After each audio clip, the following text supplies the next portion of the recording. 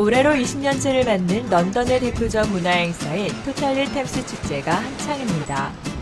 1997년 9월에 시작된 토탈리 템스 축제는 런던을 중심으로 흐르는 템스강 주변에서 펼쳐지는 예술 축제로 미술, 음악, 공연, 스포츠, 영화, 가족 참여 이벤트 등으로 기획되어져 왔습니다. 매년 9월 한 달 동안 진행되는 토탈리 템스 축제는 런던 최대의 야외 문화 축제라고 하는데요. 런던의 대표적인 축제에 우리나라 작가가 메인 작가로 초대되어 화제입니다.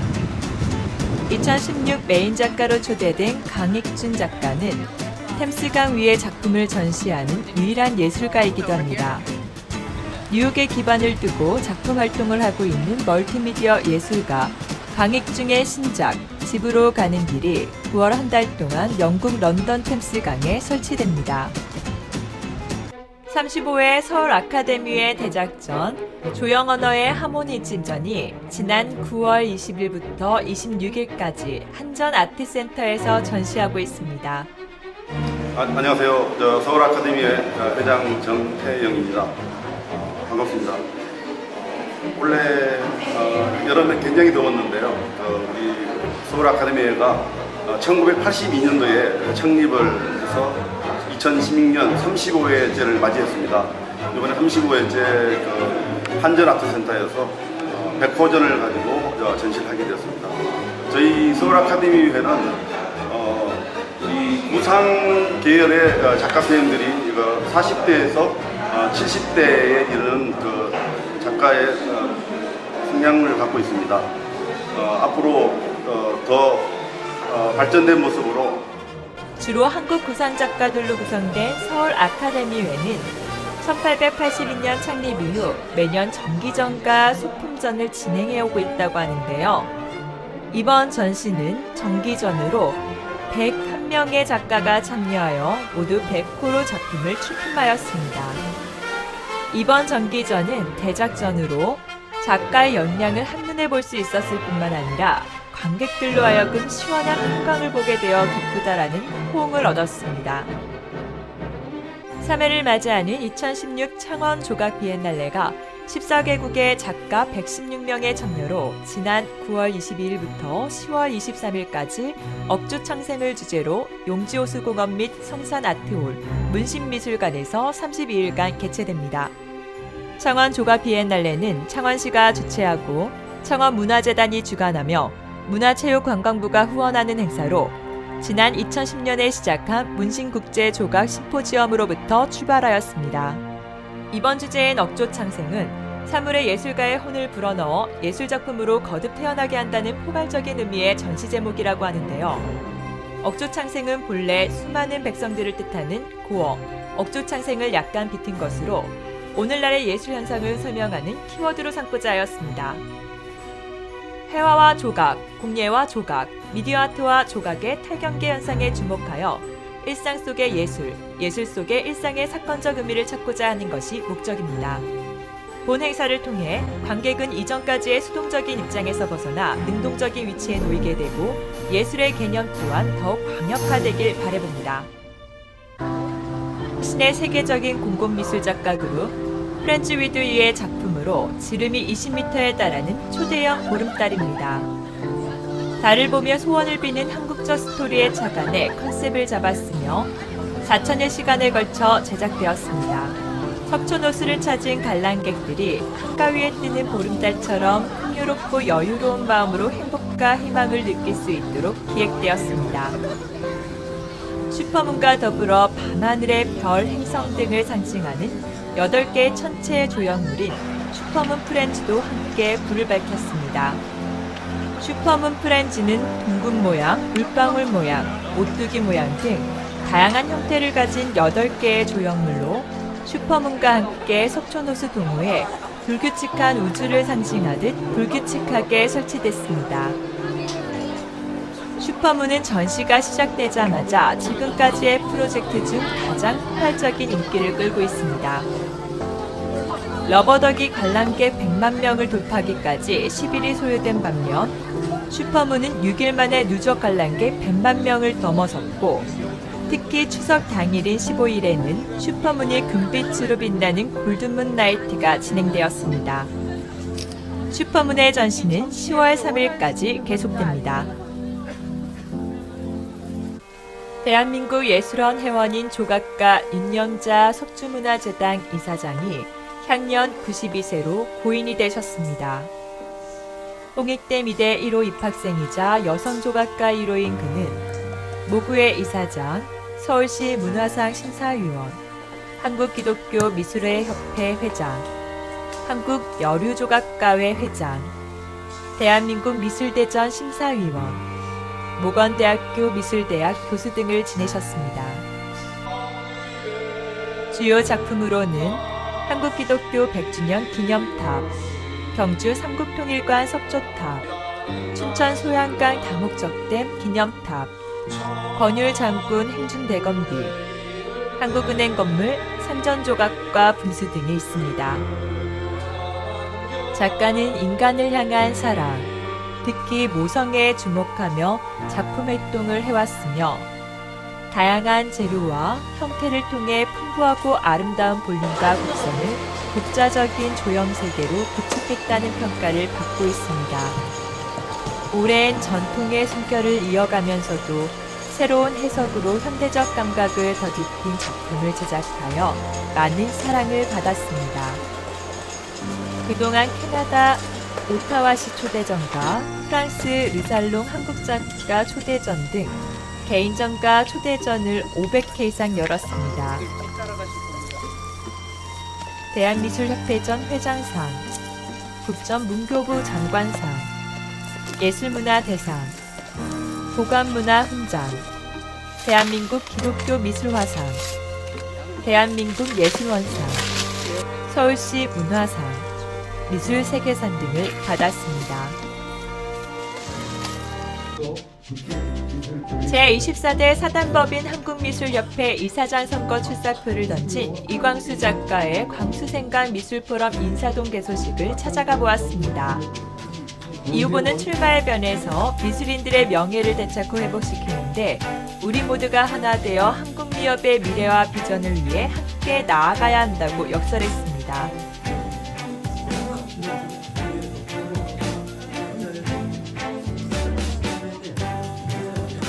이광수 예비후보는 개소식을 마치고 본격적인 선거 활동에 들어갔습니다.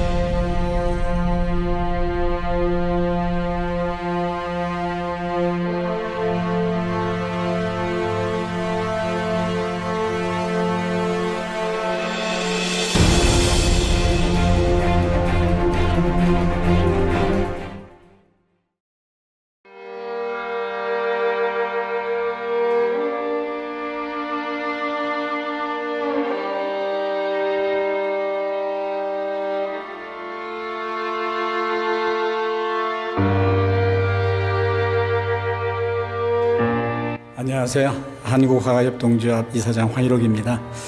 저희가 화가들을 돕기 위해서 돕는 표현이 좀 뭐하긴 하지만 돕기 위해서 화가조합을 만든 지가 이제 1년하고 반 정도 돼가는 것 같습니다. 저희는 그림을 통해서 우리가 사는 세상을 좀 더 따뜻한 곳으로 만들자라는 그 생각에 동의하는 사람들이 모여서 화가조합을 만들고 그 조합이 우리 화가들을 좋은 화가들을 선발을 해서 우리 국민들이 돈이 있든 없든 그림을 가까이 하고 그림과 친해질 수 있도록 최대 노력을 하려고 지금 하고 있습니다. 아직은 뭐 뜻만 높고 실적은 그렇게 자랑할 만한 것은 아니지만 그러나 열심히 하고 있고 상대적으로 좋은 성과도 내고 있는 것 같습니다. 저희와 뜻을 함께하는 이렇게 많은 분들이 계셔서 한국 미술시장은 좋아질 것으로 당연히 좋아질 것으로 저는 확신을 합니다. 여러분들 힘드시더라도 열심히 작품 활동하시고 그리고 힘을 합쳐서 우리 모두를 위한 그런 미술 시장을 만들었으면 좋겠습니다. 감사합니다.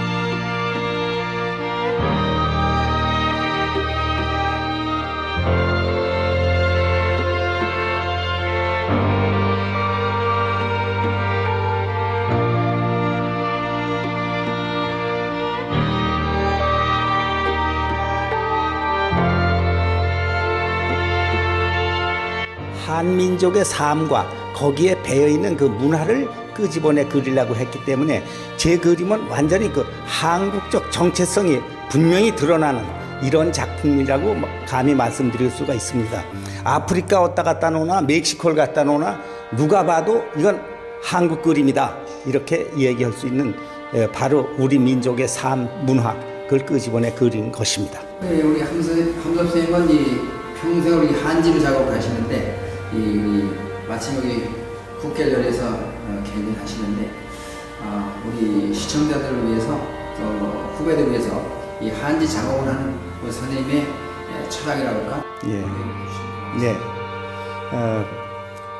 여기 보시다시피 제 작품은 붓으로 그린 흔적이 하나도 없습니다. 전부 손으로 이겨서 붙이고 찢어 붙이고 던져 붙이면서 만드는 그런 작품입니다. 다시 말씀드린다면은 우리 조선시대에 함에다가 꽃 오려 붙여서 장식했던 것을 현대 미술로 바꿔놓은 겁니다. 그렇다면은 서양 사람들 기호에 맞춰서 유화가 개발되었고 아크릴화가 개발됐다면은 한국 사람인 제가 유화 칼라 가지고 열심히 그렸다가 나중에 보니까 서양에서 들어온 그 아트지에 제 그림하고 같은 게 나타났을 때 연돌 보니까 저보다 늦게 제작이 된 건데 사람들은 제가 애국 작가 작품을 모방했다는 그런 말이 들려요. 그래서 이런 걸 내가 백날 그려 뭘 하겠냐. 나도 내 세계를 만들어서 세상을 살아야지 하는 생각을 하면서 한지화라는 걸 개발해 놓은 겁니다. 유화나 아크릴화의 동등한 입장의 한지화죠. 그렇다고 함섭이 혼자서 한지화를 개발했냐? 그건 아닙니다.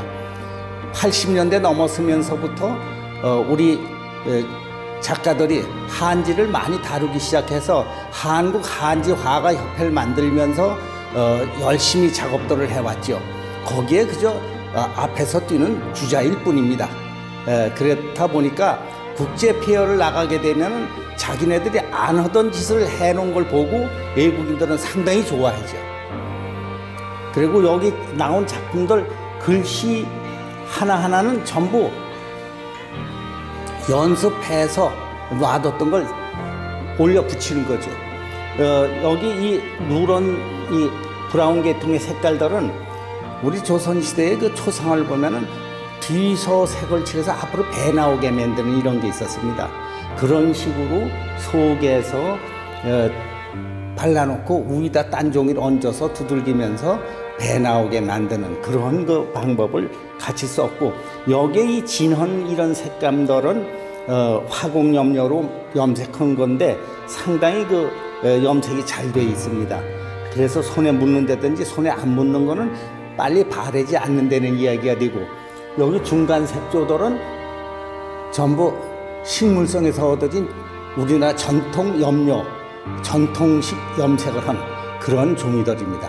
그래서 전통 한지, 개량 한지 함께 쓰긴 했지만 70% 이상을 전부 전통 한지를 사용했다 이렇게 말씀드리고 싶습니다.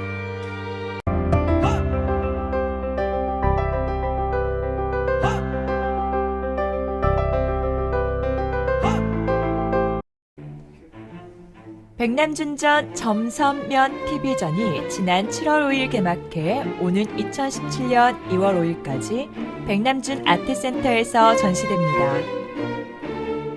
백남준 작가뿐 아니라 5명의 해외 작가들의 작품 또한 만나볼 수 있습니다.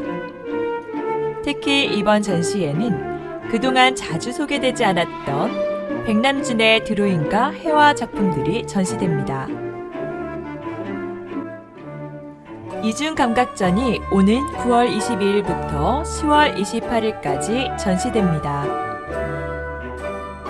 이중감각전은 2014년에 이어 두 번째 이어가는 전시로 작가가 작품을 대면하는 접점의 순간은 어떻게 시작되는가?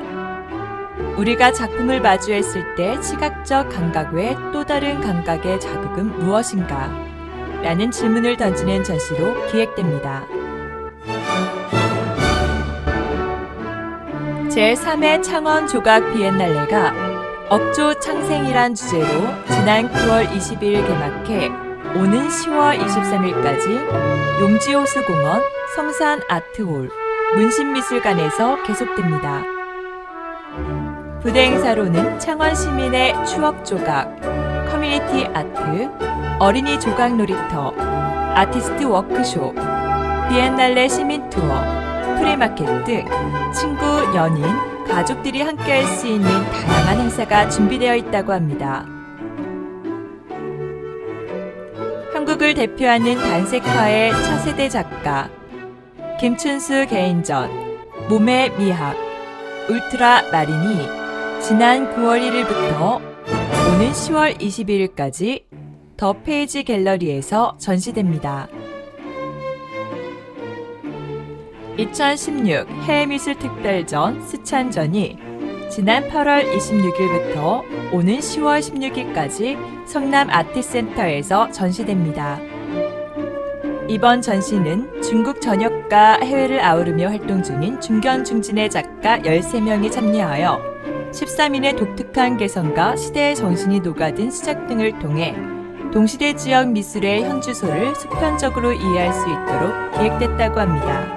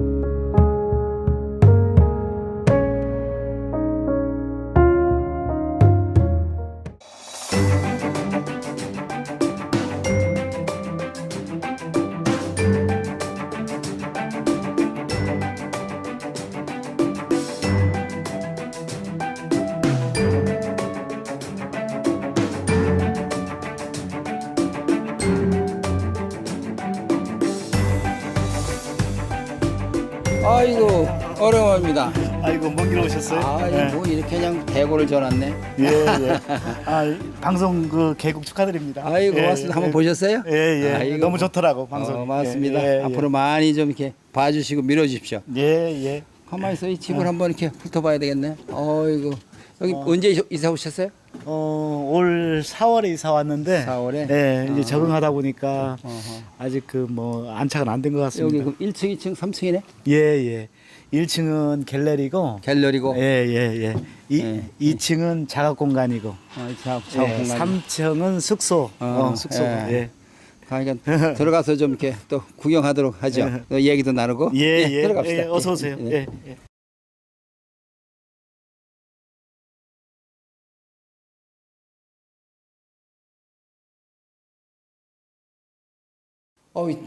뭐야 이게 전시장이 아주 훌륭합니다. 아, 그래요? 천장이 높고 너무 좋고. 예. 이쪽은 어떻게 뭐? 예. 그래서 이 벽을 이동식으로 설치를 했어요. 그래서 이 안에는 작품 이제 수장고로 쓰고 아하. 또 필요할 때는 쭉 밀어서 이렇게 모양을 바꿔서 전시 공간을 쓰고 있습니다. 이거 로라가 달려 있네. 예. 그 대작을 여기다 걸 수 있어서 좋겠네. 예. 그러면 이제 이렇게 저쪽으로 가면 또 저쪽도 작업실이네. 예, 저 전시장이네. 예. 저쪽으로 또 가보시죠. 작가들이 이제 큰 문제가 예. 작품 수장고인데 이렇게 저기 움직이는 벽을 설치하니까 수장고가 해결된 것 같아서 잘 된 것 같습니다. 그러네. 아이디어를 딴 데서 많이 보셨네. 예. 저쪽으로 가시죠. 예. 이게 전시장에 이렇게 먹거리 코너, 이 커피 코너가 있네. 좀 앉으세요. 예.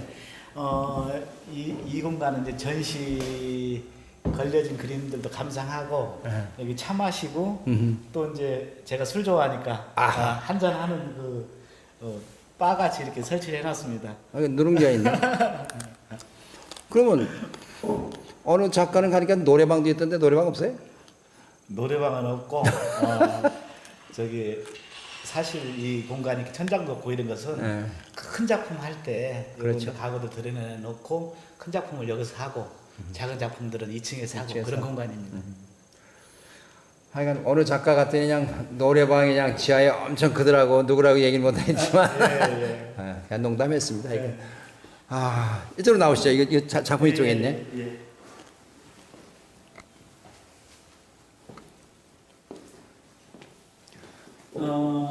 이 작품은 제가 이제 1996년도에 저기 북한강에 가서 자연의 형태를 뜨다가 아하. 돌을 만든 돌입니다. 이게. 아하. 그래서 이 속은 비어 있고. 그렇죠. 그래서 자연을 어떻게 그 화면 공간에 옮길까 하는 것을 이렇게 입체로 만들어 본 겁니다.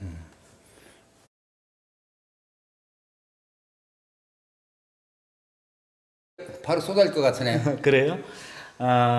이 작품은 그 컨셉이 자연을 어떻게 화면 공간을 끌어들일까 이런 생각을 하다가 북한산에 가서 실지 돌을 선택해서 돌 모양을 떠가지고 질감을 해서 이렇게 만들었는데 속은 비어 있습니다. 비어 있어서 자연을 옮겨서 보는 사람으로 하여금 그 시간의 흐름, 역사 이런 것을 느끼게끔 한 작품입니다. 새로운 작품을 봤네요. 그래요?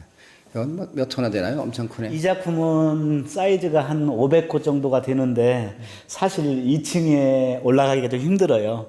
그래서 이제 여기다 펼쳐놓고 작업한 것인데 내용은 현실에 없는 무릉도원 세계를 이 새들이 여행을 하고 말이 그 명상을 하는 그래서 현대인들이 뭔가 그 자연으로 이렇게 들어가서 쉬면서 명상하고 좀 힐링이 되라는 목적으로 그린 작품입니다. 아까 그 아틀리에 들어올 때도 거기 뭐라고 써 있더라고요. 무릉도원. 그렇죠.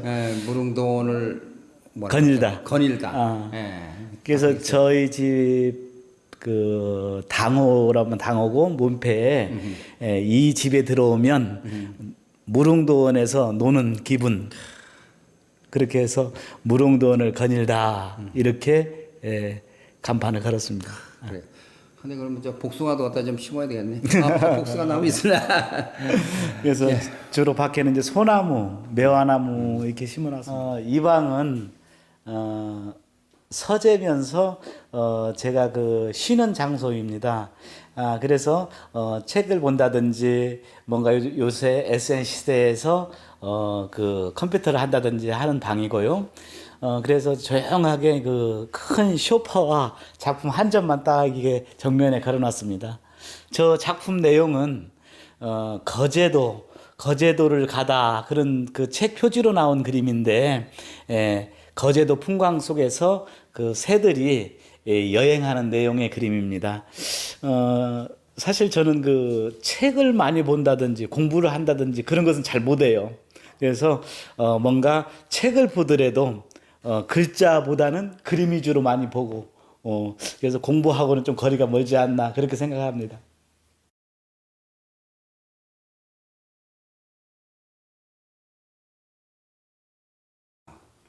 근데 작업실이 내가 쓰는 작업실하고 너무 다르네. 그래요? 네. 뭐가 달라요? 제가 이 집을 질 때 제가 이제 그 작업하는데 좀 편리하라고 1층은 이제 갤러리로 하고 네. 2층은 작업 공간으로 하고 네. 3층은 숙소로 이렇게 했어요. 네. 그래서 우선 작업 중에서 큰 작업들이 많으니까 천장을 최대한으로 높이자. 그래서 1층은 4.5m 정도 되고 여기 2층은 이제 3.5m인데 우선 공간이 그 천장이 높다 보니까 이제 겨울이 이제 걱정이 되기는 돼요. 쩐이 좀 많이 들어가겠지? 그래서 작가들이 이렇게 뭐 작업실 하나 갖는 게 로망인데 꿈이죠, 꿈. 예, 로망인데 만족을 하고 여름에는 잘 지냈어요. 비 새는 데 없었고 또 작업하는 데 있어서 뭔가 소음이 여기 참 조용하잖아요. 물소리도 나고 올여름 엄청 더웠는데. 그래도 저기 더운지 모르고 지났어요. 산속이라. 예. 그래서 이쪽을 이사하고 이제 좀 더 큰 대작들 좀 많이 할까 그래요. 왜냐하면 나이 들으면 작년하고 올해하고 사다리 올라가는 게 틀리니까. 그래서 밑에 층에 그 큰 나이 얘기 좀 말아요, 그 나이. 큰 작업을 좀 많이 하려고 준비하고 있습니다. 네, 우리 작가들이 우리 은사님도 얼마 전에 뵀는데 이제 80이 넘으셨는데도 큰 대작업을 하시더라고. 그래서 하시는 말씀이 그래도 조금 더 힘 있을 때 큰 작업 하신대요. 네. 80이 넘으신 분도. 네. 그러니까 뭐 우리 나이야 뭐 당연히 더 힘 있는 거 해야 되는 게 당연한 거겠지. 근데 이제 다른 게 아니라 예. 내가 쓰는 작업실은 오면 이게 깨끗지가 않아요. 그래서 그림과 그 아마 일맥상통하는 것 같아. 그림이 깔끔하잖아요. 우리는 그런가요? 그림이 좀 저를 기준하면 저는 그림이 좀 지저분하지. 뭐 이렇게 뿌리기도 하고 뭐 붙이기도 하고 그러다 보니까 이 바닥이 뭐 엉망이 되고 이러는데 우리 저 왕 선생님은 뭐 아주 그냥 딱 무슨 계획적으로 그리는 것 같은데 어때요? 교수님 작품 평소에 볼 때 자유분방하잖아요. 네, 그러니까 자유롭고 그냥 아무데나 막 그래서 참 예술성이 느껴진다 평소에. 그런데 제 작품 같은 경우는 이제 제가 이제 원래 그림을 시작했던 것이 동양의 전통을 가지고 전통적인 정신을 가지고 네. 이 현대에서 현대인들과 어떻게 교감할 건가 그게 제일 화두였거든요. 그래서 정신이라는 것은 딱 꼬집어서 보이는 게 핀셋으로 아니잖아. 보이지 않잖아요. 그러면 이 정신으로 보여줄 수 있는 게 뭐냐. 네. 그걸 5가지를 내가 한번 연구를 한번 해봤어요. 맞네요. 그래서 그 정신을 보여줄 수 있는 게 첫째 흔히들 얘기하는 기운생동. 기운생동. 기운생동인데 기운을 어디서 보여줄 건가? 구성에서 보여줄 것인가? 색채에서 보여줄 것인가? 또 그리는 대상에서 보여줄 건가? 그런 연구, 기운생동. 그 다음에는 이제 동양화 특징인 여백. 여백. 예. 그 여백을 활용해서 여백으로 하여금 어떻게 그 전통적인 우리의 동양만 가지고 있는 여운, 막 내뱉는 것보다 흡수하는 맛. 그리고 또 일필휘지. 일필휘지. 또 많이 그리지 않고 생략하는 그 시적인 요소. 네. 아무튼 뭐 5가지 이렇게 하다 그런 작업을 위주로 하고 있습니다. 그런데 다 만족하면 오히려 더 안 좋을 것 같은데. 그래서 너무 계산적인지 모르지만 작업실은 또 지저분하면 성격상 안 돼서. 그러니까 좀- 내가 뭐 우리 성격 같으면 이거 이래가지고 못 있어 이거. 네. 아마 하루 정도나 할까. 예. 당장 뭐 물감 여기저기 찾아다니라고 정신없는데 어떤 면에서는 서양화하는 분하고 한국 하신 분하고요 조금 차이점이 그런 데서 있는지도 모르겠네요. 그렇죠. 동양이라는 생각은 뭔가 이렇게 정적이면서 이렇게 흡수하는 쪽, 자연에 귀의하는 쪽, 서양은 내가 잘 모르지만 이렇게 그 발산하고 내보이고 자연의 귀보다는 이렇게 그 개발, 정복 이런 것이 서양 사상이 아닌가 혼자 그 생각해 봅니다. 뭐 동양의 반대로 생각하면 예. 비슷하게 맞겠죠. 예. 근데 현대에 와서는 이제 동양이나 서양이나 뭐 이것도 전부 서양 옷 아이, 입고 그럼요. 아무튼- 우리 서양 교육을 받고 음식도 햄버거 먹고 또 그러잖아요. 그래서 문화가 이렇게 이제 그 충돌에 의해서 흡수되고 융화되고 이런 과정에서 어떻게 그 동양적인 장점을 살려서 작업을 하냐 그런 거 고민하고 있습니다. 고민하는데. 그런데 이렇게 뒤에 보면 이제 그림 있잖아요. 이렇게 예, 예. 아까 잠깐 얘기하셨잖아요. 예. 힐링이 된 예. 뭐 아까 그런 말 말씀하셨죠. 예. 그럼 여기 있는 이 말들은 여기 있는 그림 이렇게 산에 둥둥 떠 있기도 하고 우리가 볼 때는 현실에 안 맞죠. 예. 근데 이런 걸 이렇게 이 자연과 어떤 현실에 맞지 않는 것을 어떻게 조화를 이루시는지. 왜 말을 그리냐? 사람들이 왜 새를 그리냐? 이렇게 질문들이 많아요. 근데 이제 말은 태생이 매일 뛰어야 되고 그렇죠. 또 일해야 되고 튀어야죠. 그러면 교수님도 오늘 여기 좁은 길 올라오셔 고생하셨잖아요. 그렇게 사람이나 말이나 이 현실이 뭔가 항상 행복하지는 않더라. 하기 싫은 일도 해야 되고 그렇게 어렵게 일하고 힘든 말들을 내 그림 속으로 이렇게 가지고 와서 여기서 반전을 시키는 겁니다. 아하하. 그래서 이 그림 속에 와서 쉬고 명상해라. 그리고 명상한 후에 사회에 나가서 좀 일을 해라. 그게 이제 밑에 만든 말 그런 내용이에요. 근데 말도 앉아서 쉬면 되는데 꼭 서서 쉬어야 돼. 그렇죠. 그래서 이제 그 말이 명상하는 느낌을 강조하기 위해서 그래서 서서. 다리를 길게 늘어뜨리고 우두거니 아무 생각이 없는 흔히 얘기는 힘 빼고 쭉 네. 내려진 것처럼 흔히 얘기하는 젊은이들에게는 멍 때리는 멍 때려. 멍 때리는 말들이 아닌가 싶습니다. 그래, 아니 이야기거리가 있어서 네. 어떤 그냥 산수화, 뭐 우리 있는 그대로의 산수화는 아니잖아요. 나름대로 왕 선생님이 재구성한 산수인데 거기에 이제 이렇게 어떻게 생각하면 생뚱맞게 말이 위에 있으니까 반전한다는 의미 우리 아트원 TV를 보시는 분들이 또 왕열 선생님 작품을 보시는 분들이 아마 그렇게 이해해 주시면 되고 또 그렇게 보니까 재밌거리가 더 있어 보이고 어떤 그 화면에 뭐랄까 생동감이 더 느껴지는 것 같은 생각도 아마 갖게 되는 것 같아요. 예. 근데 요즘은 또 다른 저기 앞에 있는 작업이나 저 뒤에 있는 작업 보니까 좀 조금 달라지는 모습도 있네. 올 여름에 내가 여러 가지로 조금 그 힘든 일들이 많아서 그림을 그리면서 내 마음 속에 있는 혼돈, 또 어려움 이런 것들을 헤쳐나가기 위해서 그림이 변하지 않는가. 가져오시네요.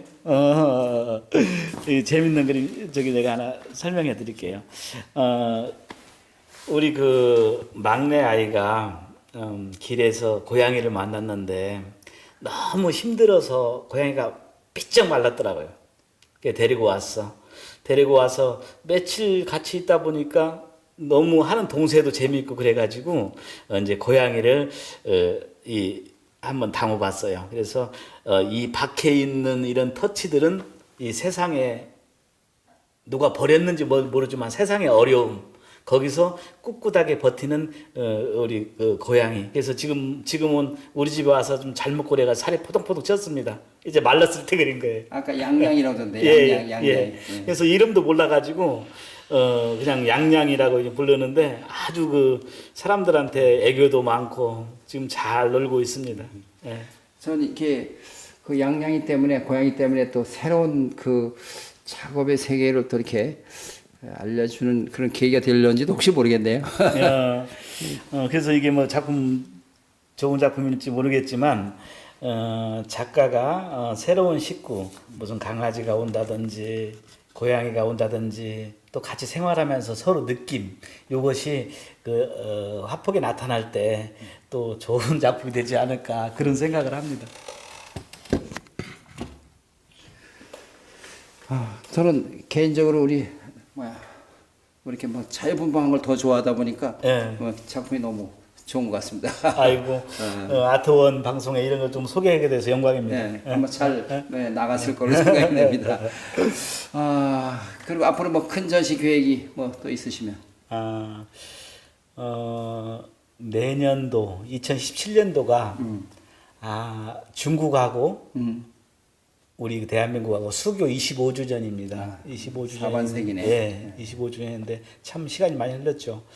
그런데 이제 중국 정부에서 중국 문화부에서 중국 베이징에 있는 중국미술관에서 2월 달에 초대 전시를 내년 2월에 예, 초대를 받아서 그 준비를 하고 있습니다.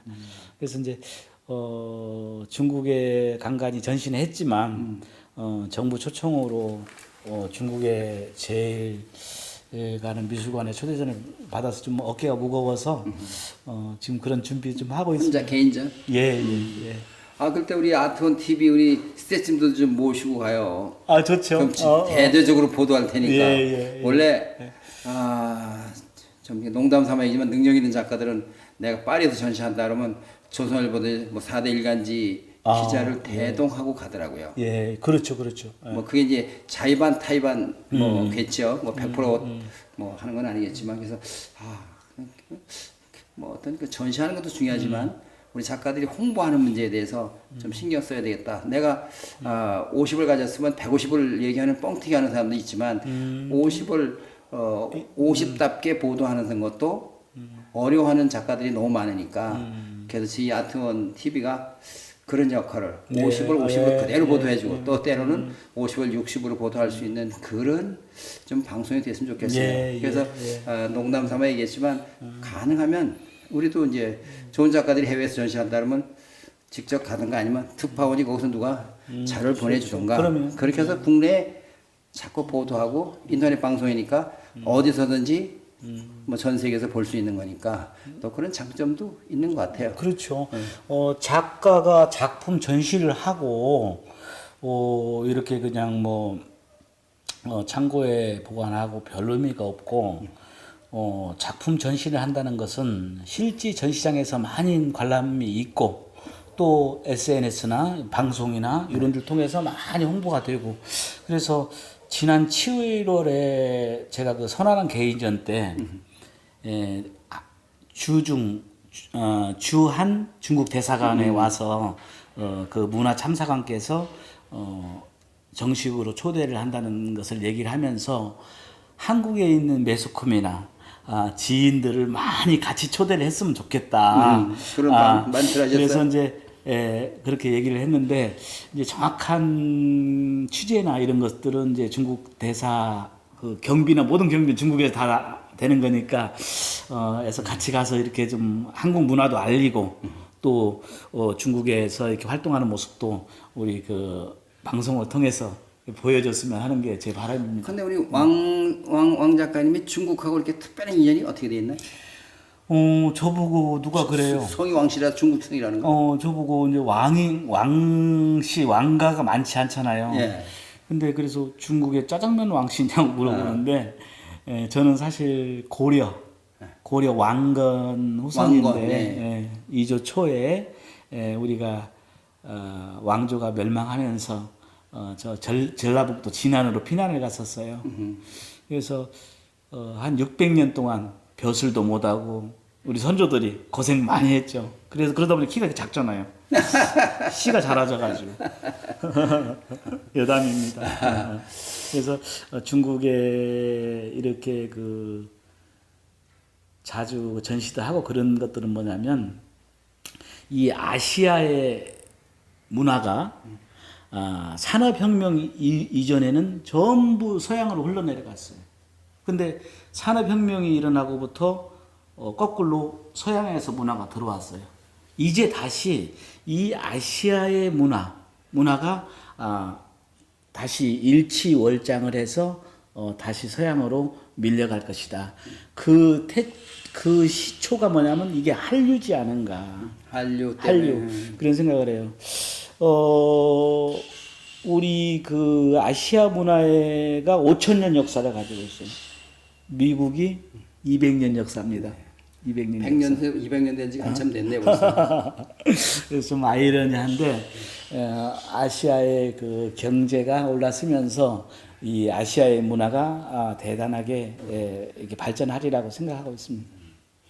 혹시 요즘 뭐 한중 관계 조금 뭐 미묘한 기류인데 전시하는데 이상이 없을래나요? 혹시 그래서 이제 중국에서 이제 그 나를 기다리는 화랑 관계자나 미술 관계자들이 왕 교수 그거 뭐 초대전 물 건너갈 수도 있어 사드 때문에. 그러니까 사드나 이런 그 문제는 정치적인 문제고 군사적인 문제고 우리 문화 예술이 서로 소통하고 교류하면서 잘 융합이 되다 보면 정치적인 거나 이런 것이 좀 풀리리라고 생각을 합니다. 좋은 우리 왕 교수가 문화 교류의 한류의 아주 그림 쪽에 본보기가 돼서 우리 연예인 쪽보다도 더 활성화되는 계기가 됐으면 좋겠습니다. 아이고 열심히 하겠습니다. 네. 감사합니다. 교수님. 오늘 뭐 이렇게 네. 새로 이렇게 집도 지으셨고 이 아트리에 이렇게 깔끔하게 해놓으셨고 앞으로 더 번창하실 바라고 또 지금도 왕성하게 작업하시지만 더 좋은 작업 많이 하셔서 우리 아트원 TV를 보는 뭐 시청자나 또는 우리 대한민국 국민이나 세계의 모든 사람들이 이렇게 즐겁게 왕성하게 맞이할 수 있는 그런 기회가 되기를 진심으로 바라겠습니다. 네, 감사합니다. 감사합니다.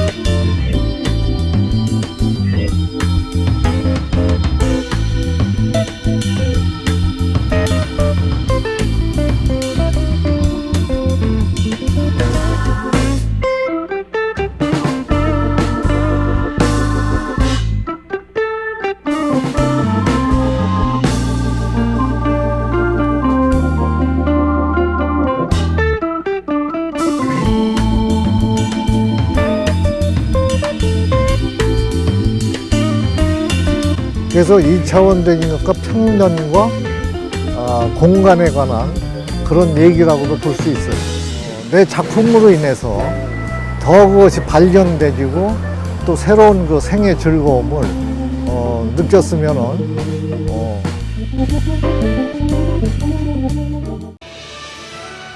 안녕하세요. 이 페스티벌의 조직위원장을 맡고 있는 이시영입니다. 여러분, 지난 반세기 우리는 산업사회의 건설을 위해 너무나 심성이 거칠어지고 급해지고 충동적으로 되었습니다. 그러는 사이 우리는 정말 아름다운 시를 잃어버렸고 달도 별도 잃어버렸던 정말 심성이 거칠어졌습니다. 이제 우리는 다시 이 예술을 통해서 그 거칠어진 심성을 잘 부드럽게 순화시키고 정서적으로 안정이 될 수 있는 이런 시대를 우리가 다시 찾아야 합니다. 이 아트 페스티벌에 많은 분들이 참여해 주셔서 정말 그동안에 거칠어진 우리 심성이 참 부드럽고 평화롭고 아주 행복한 그런 나날들이 될 수 있도록 많은 참여와 기대를 나라 말지 않습니다. 감사합니다.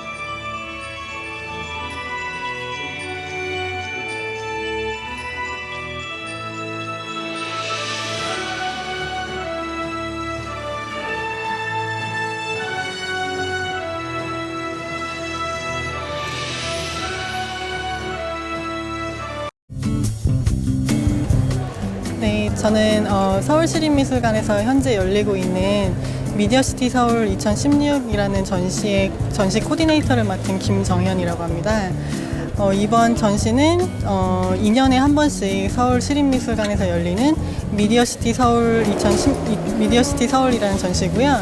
전시의 제목은 내리리 키르르 하라라라는 조금 특이하지만 좀 흥미로운 전시 제목을 갖고 있습니다.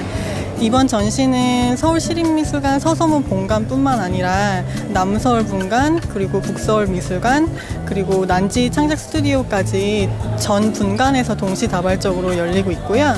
총 24개국에서 온 61명의 작가 또는 개인 또는 팀의 작가들이 참여하고 있는 굉장히 국제적인 미디어 아트 전시라고 할 수 있습니다. 네, 저희 서소문 본관 미술관 로비 입구로 들어오시면 제일 처음으로 만나게 되는 작품은 빅반데르폴이라는 작가의 참생가약이라는 작품입니다. 이 작품은 대부분 저희가 이제 수장고에 깊숙이 들어가 있는 보관된 채 기억에서 잊혀지기 마련인 미술관의 소장품들을 바깥으로 끌어내서 전시의 일부로 보여주고 있는데요. 서울시립미술관의 약 4,000여 점에 달하는 소장품 중에서 이 빅반데르폴과 미디어시티 서울팀이 139점을 1차 선별하였고, 그 안에서 한국 현대미술과 사회의 맥락을 이해하는 데 어떤 도움을 주는지, 또 미디어시티 서울이 던지는 주요한 몇 가지 질문과 관련이 있는지, 서울이라는 도시의 지정학적, 역사적, 사회적 보기를 가능하게 하는지 등 기본적인 질문 하에 선정이 이루어졌습니다. 그래서 지금 빅반데르폴이라는 작가들이 또 총 6명의 게스트 큐레이터들을 초청을 해서 이런 큰 전시 안에 또 작은 전시라는 개념으로 소장품 전시를 하고 있고요. 지금 보이시는 그 모니터에 나와 있는 그 인터뷰 영상들은 각 6명의 게스트 큐레이터들의 인터뷰 영상이라고 할 수 있습니다. 네, 지금 보시는 이 전시장 안쪽에 그 작품들은 빅반데르폴의 삼생가약 전시의 일부인데요. 지금 1층 서소문 본관 1층 전시장에 들어오시자마자 조우하게 되는 공간입니다. 지금 여기 현재 설치되어 있는 작품들은 마정현 큐레이터, 그러니까 마정현 미디어 연구자가 게스트 큐레이터의 한 명으로 선정이 되어서 전시를 기획을 하신 거고요.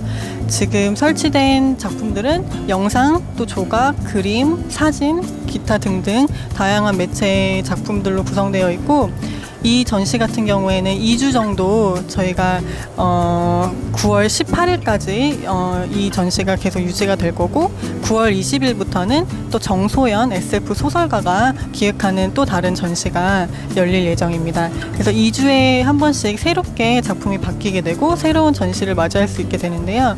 2주마다 어떤 작품이 선정이 되어서 어떤 작품이 전시가 될지 보시는 것도 굉장히 재미있는 경험이 되실 수 있을 것 같습니다. 네, 지금 보시는 작품은 칠레 출신의 작가인 이반 나바로라는 작가의 작품인데요. 무제 쌍둥이 빌딩이라는 2011년도에 만든 조각 작품입니다. 이 작품은 현재 국립현대미술관에 소장되어 있는 작품인데 저희가 이제 이번 전시를 위해 대여를 하였고요. 이반 나바로 작가는 칠레에서 보낸 유년 시절을 독재 정부에 의해 저녁 시간대의 전력 차단과 통행 제한을 경험한 바 있습니다. 작가는 이 시절의 통제와 자유에 대한 갈망을 직접적으로 얘기하기보다는 주로 빛을 내고 그것을 반사하거나 확대하는 네온, 거울, 유리, 형광등 등을 이용한 작업을 통해 우회적으로 얘기를 하고 있는데요. 이 중에서도 초고층 건물을 바탕으로 한 네온 조각들은 우리 머리 위로 우뚝 솟은 건물들을 올려다보는 대신에 무한한 깊이를 가진 공간을 들여다보는 새로운 경험을 선사합니다. 지금 이 무제 쌍둥이 빌딩은 두 개의 정사각형 형태로 제작되어 바닥에 설치되어 있으며 거울과 일방 투시 거울 사이에 조명을 끼워 넣어서 조명이 끝없이 반사되도록 한 작업입니다. 지금 빛을 다루고 있는 작업이기도 하지만 어둠을 담고 있기도 하면서 무한히 확장되는 그런 공간이지만 또 공간 안에 갇혀있는 조각 작품인데요. 그 이반 나바로의 작업들은 미래를 향한 희망과 어두운 과거와 현실에 대한 고발을 동시에 하고 있습니다.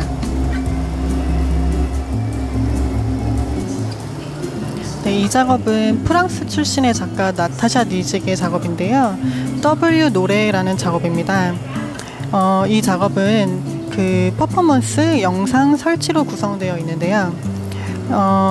독일의 미술사학자인 아비 바르부르크가 제1차 세계대전 당시에 1914년에서 1918년 사이 함부르크에서 머무는 동안 정신질환을 앓았던 시기에 쓴 일기를 바탕으로 두고 있습니다. 그 일기는 읽을 수 없는 텍스트로 이루어져 있는 것으로 유명한데요. 작가는 6월 말 정도에 4일 정도 한국을 방문하여서 4명의 워크숍 참가자들과 함께 그 워크숍을 개최해서 그 읽을 수 없는 일기들을 함께 해독을 해보고 거기에서 발견한 단어들을 토대로 퍼포먼스를 하는 작업을 한 바 있습니다. 그 아비바르부르크에 대한 영상을 큰 메인 영상으로 작업을 하고 있고 작은 모니터 4대로 2대는 퍼포먼스 그 당시에 촬영을 했던 퍼포먼스를 상영하고 있고 나머지 2대는 일기장들을 한 장 한 장 넘기면서 관람객들에게 전시해주고 있습니다. 네, 지금 보시는 작업은 피에르 위르 작가의 무제 인간 가면이라는 작품입니다.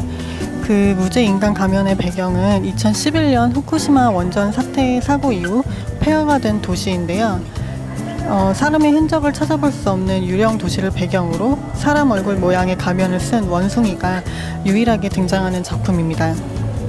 작가는 실제 일본 전통 음식점에서 손님들에게 물수건을 가져다 주거나 음료수를 건네기도 하는 원숭이 종업원의 유튜브 영상을 보며 연민과 두려움을 오가는 기묘한 감정을 느꼈고 동물과 인간 사이의 애매모호한 관계에 매료되어 이들 중 한 마리를 섭외한 후에 이 작품을 촬영하였습니다. 허름한 식당에 혼자 덩그러니 남겨진 원숭이는 매끄러운 재질로 만들어진 무표정한 사람 가면과 가발을 쓰고 습관적으로 손님들에게 시중을 드는 행동을 반복합니다. 작가는 재난 후에 폐허가 되어버린 도시 속 혼자 남겨진 원숭이 종업원이라는 인위적인 시나리오를 설정함으로써 인간이 상정한 자연에 대한 우월성과 인간의 필요에 의해 동물들이 사용되는 윤리적인 문제들을 되돌아보게끔 합니다.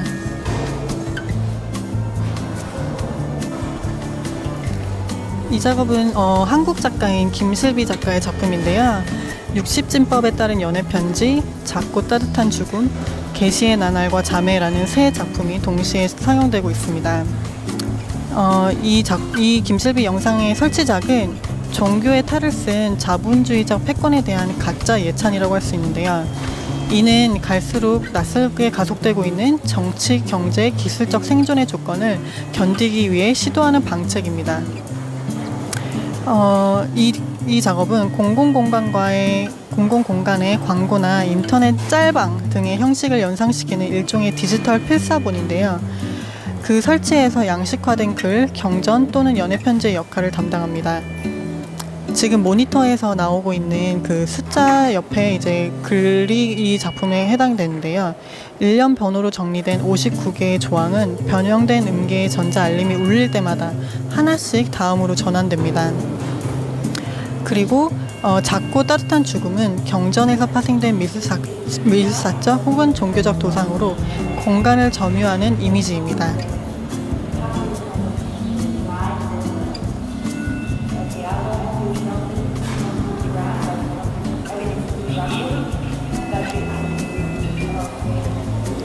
지금 뒤에서 큰 화면으로 나오고 있는 영상 작품을 보시면 출연자 두 사람이 대화를 나누는 연출되지 않은 순간이 삽입되어 작업의 이면, 실제, 현실, 단면을 노출시키고 전체 구조를 교란하기도 하는 그러한 영상 작업이라고 할 수 있습니다.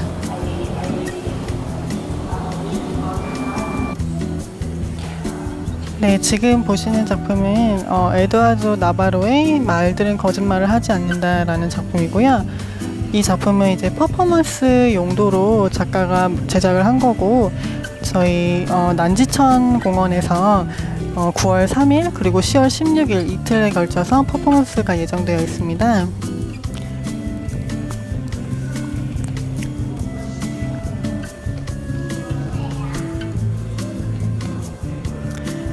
그리고 바로 옆에 있는 작품 같은 경우는 코라크릴 아룬 난논차이라는 태국 작가의 작품인데요.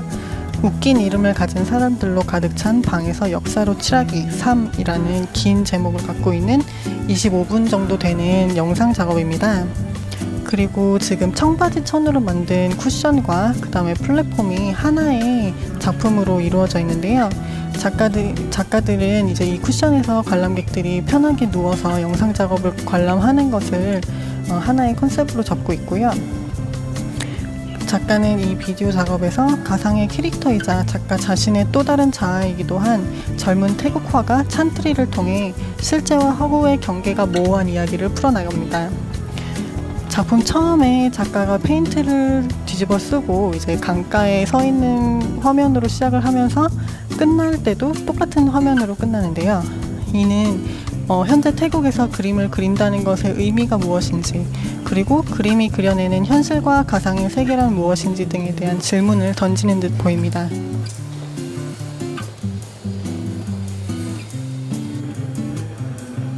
네, 이 작품은 나스티비셔스라는 작가의 막이라는 2012년도 작품입니다.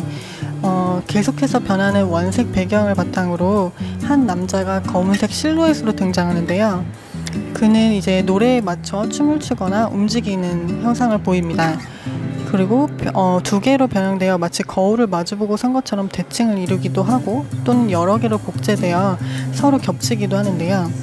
총 4편으로 이루어진 비디오 작업으로 각각 다른 노래가 등장을 합니다. 노래를 다소 과장해 울부짖듯이 부르다가 갑자기 낯선 포르투갈어로 말도 하고 또다시 노래를 이어 부르는 것이 반복되는데, 이 속에서 익숙한 것과 낯선 것의 차이, 대중문화와 순수 예술의 경계를 점차 흐릿해지게 만듭니다.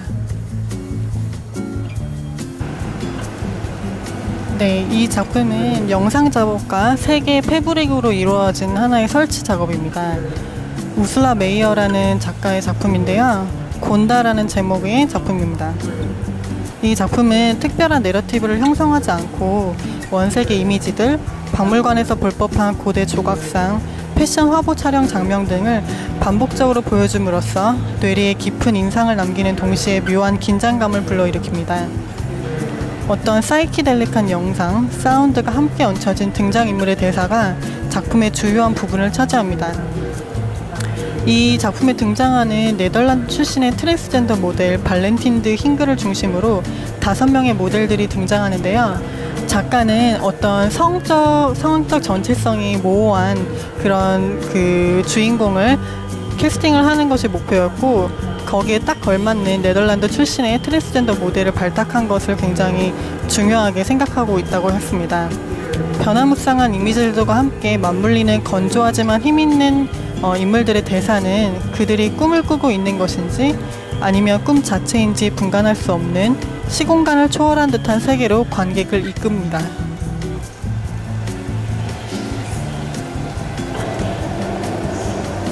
네, 이 작품은 벤 자크라이스트라는 작가의 미지의 진화 넘버 2라는 작품입니다. 저희 이번 세마 비엔날레 미디어시티 서울 2016에 커미션을 받은 작품이고, 카디스트가 제작을 지원해 주는데요. 벤 자크라이스트는 지역을 기반으로 활동하는 전자음악과 그래픽 디자이너, 컴퓨터 프로그래머, 과학자, 기술자 등과 함께 신기술을 사용해 지역에 처한 문제를 창조적으로 해결하고자 하는 작가입니다. 외계 우주의 신호, 평행우주, 고대인의 과학기술 등에 관심을 갖고 있으며, 이러한 관심사를 바탕으로 전 세계의 여러 연구소를 방문해 그 연구 결과를 바탕으로 다양한 작품을 제작합니다. 이번 미디어시티 서울 2016에서 선보이는 신작 미지의 진화 넘버 2는 천체 물리학, 우주항공학과 관련된 기관 방문 및 학자와의 대화를 토대로 완성된 연구 기반 작품입니다. 작가는 사전에 한국을 방문해 한국항공우주연구원, 서울대학교 초기우주 천체연구단 등을 방문하고 이명현 천문학자, 임명신 서울대 물리천문학부 교수 등과의 대화를 나누었습니다. 이러한 연구조사를 바탕으로 이 작품이 탄생했으며, 안테나를 통해 포착한 외계의 신호를 시각화하고자 했습니다. 네, 또 다른 한국 작가인 이미래 작가의 작품입니다. 무너지는 것들, 나의 가장 과격한 꿈속에서라는 2016년도 작품인데요. 이번 저희 비엔날레 미디어시티 서울 2016의 커미션을 받아 제작한 작품입니다. 원자재, 기계장치, 조각 재료의 파편과 영상물 등 서로 다른 요소가 한데 묶인 작품인데요. 논리적 서사가 물리적 세계로 붕괴될 때의 즐거움과 해방감에 관심을 두고 그 과정 및 결과를 조형 언어로 포착하고자 하는 실험에 기초하고 있습니다. 어떤 무대 구조물과 더불어 질감, 속도, 형태, 자기 움직임의 반경이 다양한 조각들은 흩어진 형태로 관객에게 자신의 몸을 제시합니다. 어떤 작업실에서의 노동이기도 매일매일의 연극이기도 한 본 작업물은 개별 조각들이 뒤섞여 하나의 몸체를 구성하는 방식을 통해 관념적 차원과 물질적 차원이 같은 층위에서 수행되고 서로 포개지는 소우주를 제시하고 있습니다.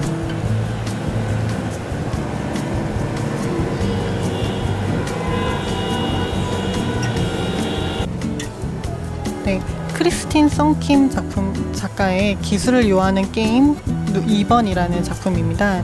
2015년도 작품인데요.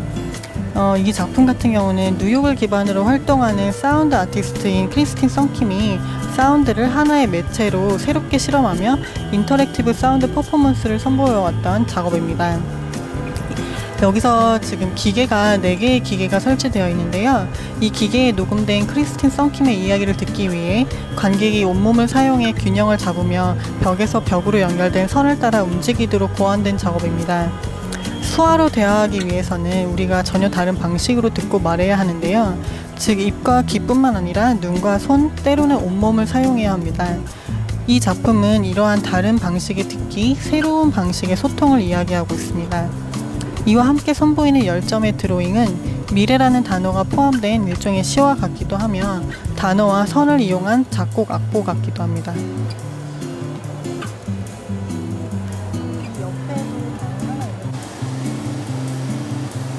네, 디네온 스샤 보파페라는 작가의 세디뱅 샘 비가 함께 온다라는 작품입니다.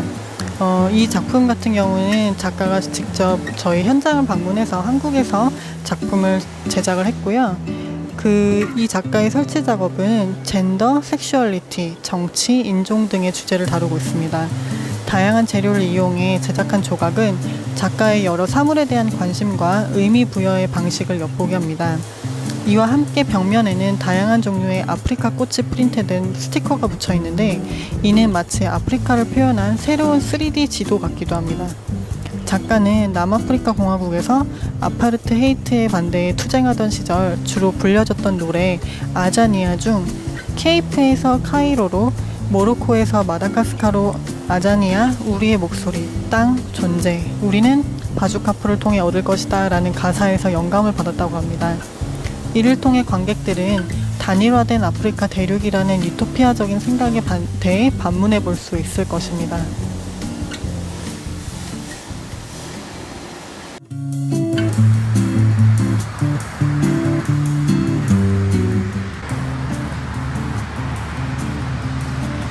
세마 비엔날레 미디어시티 서울 2016 남서울 미술관의 전시 해설을 맡은 도슨트 최원윤입니다. 반갑습니다.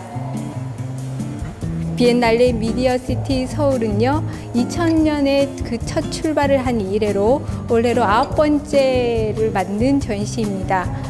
이번 전시는 특히 백지숙 감독의 기획하에 우리 앞에 펼쳐질 또는 지금도 펼쳐지고 있는 미래를 키워드로 하고 있습니다. 이번 전시의 제목인 네리리 키르르 하라라는 일본 시인 다니카와 슌타로의 20억 광년의 고독이라는 시에서 나온 화성인의 상상의 미래 언어를 뜻합니다. 미래에는 우리 인간이 말하고 있는 언어라든가 역사라든가 사상의 담론적 언어를 탈피해서 예술이 이 전 지구적 공생의 언어를 대안하거나 대체하거나 미래 언어가 될 것이다라는 신념으로 이번 전시는 네리리 키르르 하라라를 이야기합니다. 이 작품은 홍승혜 작가의 유령이라는 작품이에요. 이 홍승혜 작가의 표현을 빌면 이 유령은 홍승혜 작가 자신의 조상의 유령이라고 합니다. 이 옛 벨기에 영사관이라는 건물을 무대로 하는 홍승혜 작가의 조상들의 밴드가 연주를 하고 있는 작품이 이 유령이라는 작품입니다. 천장에 보시면은 6개의 프로젝터가 영상을 비추고 있는데요. 벽과 그리고 탁자 위에 인물 픽토그램이 움직이고 있습니다. 픽토그램이라고 하면 픽처와 텔레그램의 합성어이죠. 그림 문자를 얘기하는데요. 보시기에 6명의 인물이에요. 작가의 6명의 조상들이 음악의 사운드에 맞춰서 연주를 하고 있는 것 같기도 하고, 어떻게 들어보면 이 인물 픽토그램의 움직임에 따라서 사운드가 나오는 것 연주가 되고 있는 것 같기도 합니다. 그런데 홍승혜 작가는 1959년생으로 회화를 전공을 했어요. 서울과 파리에서 회화를 전공을 했는데, 이 작가가 요즘에는 이런 기하학적인 도형에다가 사운드와 움직임을 도입해서 영상 작업을 하는 것에 관심을 기울이고 있습니다.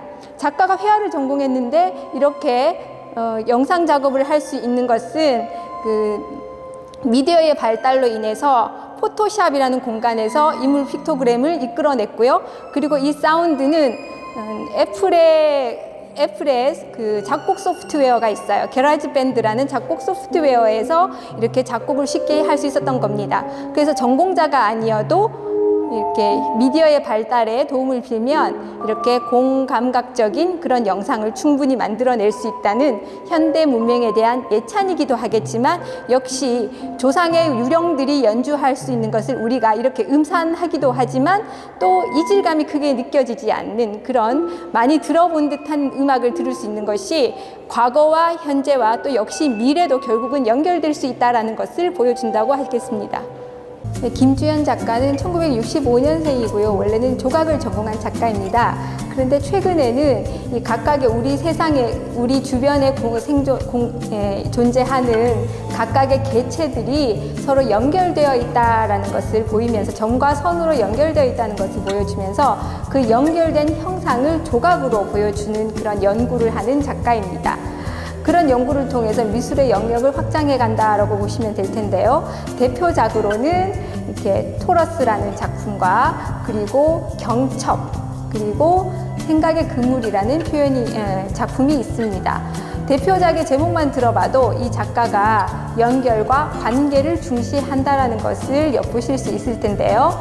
지금 보시는 이 작품은 메비우스의 띠라는 그런 뒤틀림이라는 연작 중에 하나입니다. 메비우스의 띠는 보시는 거 잘 아시는 것처럼 안과 밖이 서로 연결되어 있죠. 따로 분리가 되지 않고 연결되어 있을 뿐만 아니라 비대칭적이지만은 각각의 점을 선이 연결을 하고 있습니다. 우리의 공간이 또 우주가 결코 분리되어 있지 않고 결국은 다 연결되어 있다는 것을 보여주는데요.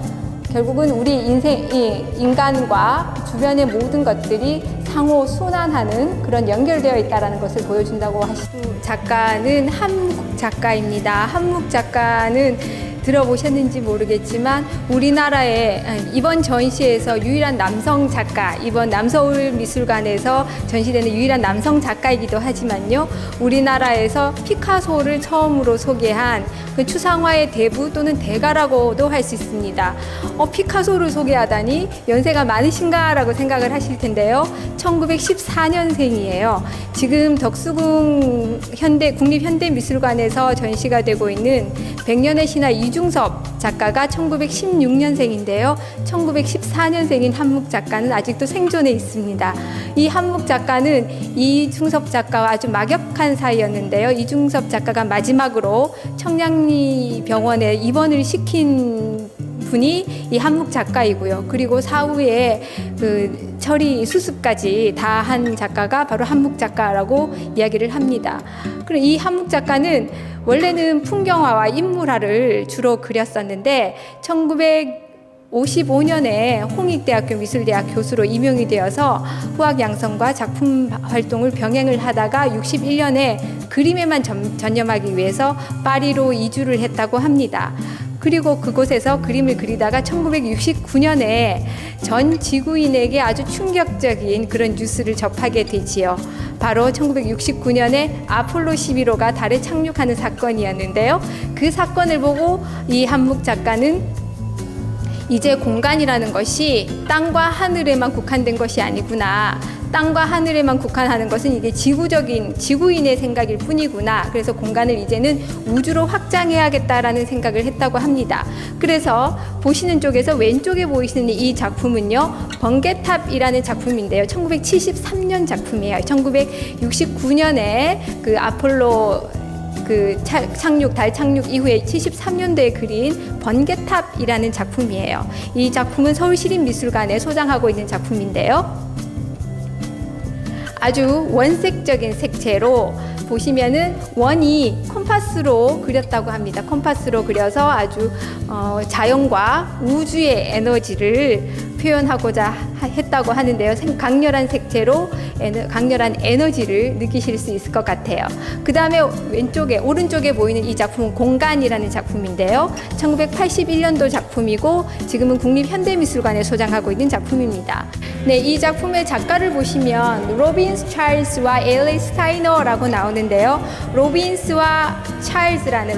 안무가와 찰스라는 안무가 두 명이 자연을 배경으로 안무를 하고 있습니다. 근데 공통점이 둘 다 단색의 화려한 색깔, 빨주노초 파남보 그리고 흰색까지 색깔을 단색의 옷을 입고 특정 장소에서 격렬한 움직임을 하기도 하고요. 어떤 자연스러운 그런 움직임을 하기도 하는데 이 작품의 제목은 CLUE입니다. 여기서 C는 색깔, 컬러라는 의미고요.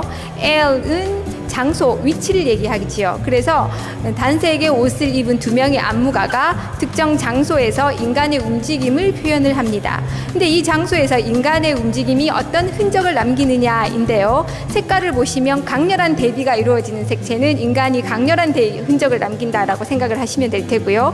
그리고 주차장이라든가 폐차장 같은 곳에서는 이 안무가가 흰색의 옷을 입습니다. 그 장소와 좀 어우러지는 색깔의 옷을 입게 되겠죠. 그러면 그 장소에서는 인간의 흔적이 그렇게 파괴적이지 않다, 두드러지지 않는다라고 생각을 하시면 될 거예요.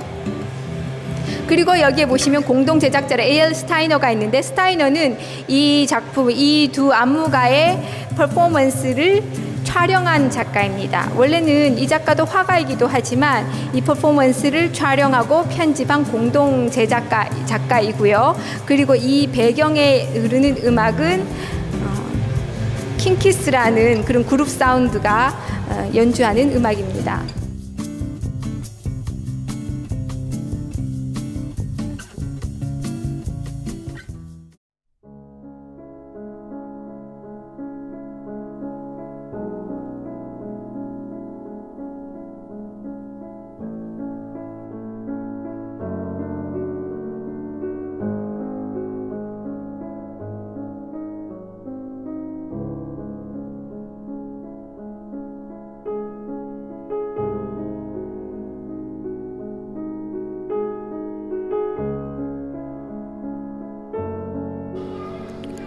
네, 지금 제 뒤에 있는 작품은 이제 보시다시피 응급차 4대가 서 있는데요.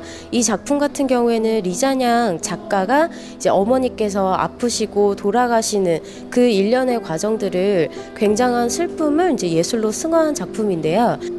진료, 입원, 응급, 장례 이렇게 총 4가지의 테마로 작품을 선보이고 있습니다. 네, 지금 차 안의 모습을 보고 계신데요. 지금 보이시는 그 앉아있는 진료를 받는 분이 이제 리자냥 작가의 어머님이시고 그 뒤에 서 있는 남자가 이제 리자냥 작가 본인입니다. 네, 지금 보시는 작품은 남산반점이라는 작품인데요. 중국 현재의 모습을 그대로 보실 수 있는 아주 살아있는 그런 작품입니다. 네, 지금 보시는 작품은 두 도시 이야기 암스테르담과 충칭이라는 작품인데요. 작가가 암스테르담에서 유학할 당시 그 밤거리가 충칭과 매우 흡사하다고 이제 많이 느꼈나 봐요. 그래서 그 두 도시를 한꺼번에 이제 한 작품으로 보여주게 되었습니다. 네, 지금 보시는 작품은 장효토라는 작가의 작품인데요. 네, 참여 작가 중 유일하게 이제 영상 작업을 선보이는 장효토는요, 중국은 물론 세계적으로 주목받고 있는 영상 작가로 휴머니즘이 살아있는 탄탄한 시나리오와 치밀하고 환상적인 영상 호흡을 선보이는데요. 90여 분에 걸친 영상 작업을 선보이는데요. 그에 맞춰 배드라는 작품도 함께 선보이게 되었습니다. 그래서 작가의 어린 시절에 있었던 그런 모든 모습들이 담긴 영상에 있는 작가 자신을 네, 지금 보시는 작품은 장샹 작가의 작품인데요. 장샹 작가는 의자, 앉지 못하는, 앉을 수 없는 의자로 작업을 하는 작가로 유명한데요. 보시다시피 수많은 의자가 틀에 갇혀서 엉켜 있는 모습을 볼 수 있습니다. 네, 지금 보시는 작품은 장샹의 작품인데요. 앉을 수 없는 의자로만 작업을 하는 게 아니라 이렇게 대걸레들을 동어 반복적으로 쌓아 올리면서 그 형태를 알 수 없는 그런 식의 작업도 함께 하고 있습니다. 이 작품은 장빈 작가의 작품인데요. 장빈 작가는 문화혁명 이후에 급속한 산업혁명이나 아니면 도시화의 개발 과정을 눈으로 직접 목격하면서 자랐던 세대입니다. 그래서 주위 분들의 그 고단한 삶을 작품으로 표현을 했다고 할 수 있고요. 이 작가께서는 이런 말씀을 하셨대요. 영화라는 것은 그 마지막이 보일 수 있는 새드 엔딩 내지는 해피 엔딩으로 끝나는데 이분의 작품에서는 열린 결말을 중요시하기 때문에 회화 자체가 이 상태로 끝나 있습니다. 그래서 저분, 지금 보여지시는 저분이 벽돌을 들고 있습니다. 과연 관객께서는 저 작품 속의 인물이 벽돌을 던졌을까 안 던졌을까를 열린 결말로서 결과를 보여지게 하는 그런 작품이기도 합니다. 이번 작품은 푸시라는 여성 작가분의 작품입니다. 대부분의 여기 미술관에 전시된 작가들은 교수나 아니면은 수찬성의 강사분들이 많은데요. 이분은 청두의 푸시 작가이고요. 주로 내면에 가지고 있는 상처나 아니면은 아까도 말씀드렸지만 그 중국이라는 사회 제도 아니면은 그 혁명 당시의 세대, 그 세대를 지나왔기 때문에 몸에 이 청년의 몸에 마음의 상처 내지는 전통 가치에 대한 상처를 상흔으로 표현하고 있다고 할 수 있겠습니다. 푸시 작가는 또한 몸의 상흔으로 표현하는 미술도 역시 마찬가지지만 이 작품 속에서는 수탉의 모습이 보입니다. 푸시 작가의 특징은 역사 속에서 관료들 내지는 기존의 전통 가치 아니면은 권력들 이런 것을 숱하게 비유를 했고요. 아름다운 색깔이지만 숱하게 눈빛은 굉장히 처절하게 싸우는 그런 투개와도 같은 그림이고요. 밑에 보여지시는 것은 마찬가지로 현대 문명을 나타냅니다. 그 이후는 여러분의 몫으로 관람을 하시면 좋겠습니다. 이번 작품은 홍리준이라는 여성 작가입니다. 이 작가는 40대 초반의 여성으로서 중국 현대 문명, 즉 젊은이들의 초상화 같은 것을 형광색이나 핑크색의 톡톡 튀는 감성으로 표현을 했고요. 그다음에 광고의 이미지나 TV 속에 보여지는 그런 이미지도 팝 아트와 같은 그러한 색감으로서 주로 표현을 했습니다. 그리고 이쪽에 보여지시는 커다란 작품은 이 작품과 비교했을 때 엄마가 된 이후의 작품이기 때문에 굉장히 감성도 풍부하고 색깔도 화려하게 나타나지고 있고요. 특히 이 작품 같은 경우는 8m의 신작으로 전시 개막 직전까지 작가가 공을 들여서 완성을 한 걸로 알고 있습니다. 그렇게 비교를 하셔서 출산 전의 작품과 출산 후의 작품을 보시게 되겠습니다. 이 작품은 전업 작가이기도 한 바이롱 윈의 작품인데요. 작가는 개인적인 무의식과 집단적인 무의식에 대한 생각을 아주 많이 했고요. 또한 재료라든가 공간 그러한 것에 의문점을 많이 두었다고도 합니다. 그래서 이 경우는 작가가 술을 좀 많이 좋아한 것 같고요. 거의 1년 동안 술을 많이 먹었기 때문에 자신이 먹어왔던 그런 통을 작품으로 표현한 작품입니다. 이 작품 역시도 바이롱 윈, 방금 전에 보셨던 바이롱 윈의 작품이고요. 이 작품 역시도 집단이나 개인적인 무의식 상태를 주로 표현했다고 하는데요. 현대인들의 자화상과도 같습니다. 저희도 물론 이런저런 생각 때문에 아무 목적의식 없이 이렇게 걷기도 하는데요. 이 작품 속에서도 마찬가지로 서로의 눈이 마주치지 않는 상태에서 무한히 걷고 있는 그런 모습을 보실 수가 있습니다. 이 작품 제목은 워킹입니다.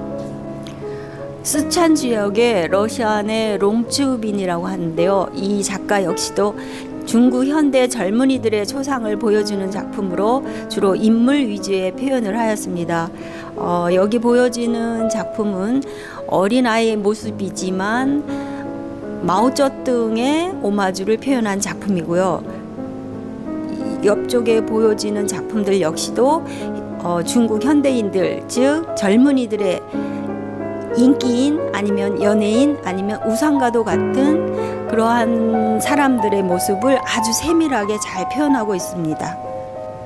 이 작품은 장창 작가의 작품입니다. 장창 작가는 주로 종족, 즉 붓의 흔적이나 자연적인 족적에 대한 그런 연구를 하는 분이라고도 하고요. 서체로서도 아주 유명하신 분이라고 합니다. 이 작품 같은 경우는 전시관 내에서 직접 작업을 하셨는데 그 특징이 그 화선지를 작가가 아닌 다른 분에 의해서 움직이게 하는 상태이고요. 작가는 고개를 돌린 상태에서 붓이나 아니면 먹의 농도까지도 상대방이 선택할 수 있는 그런 작품입니다.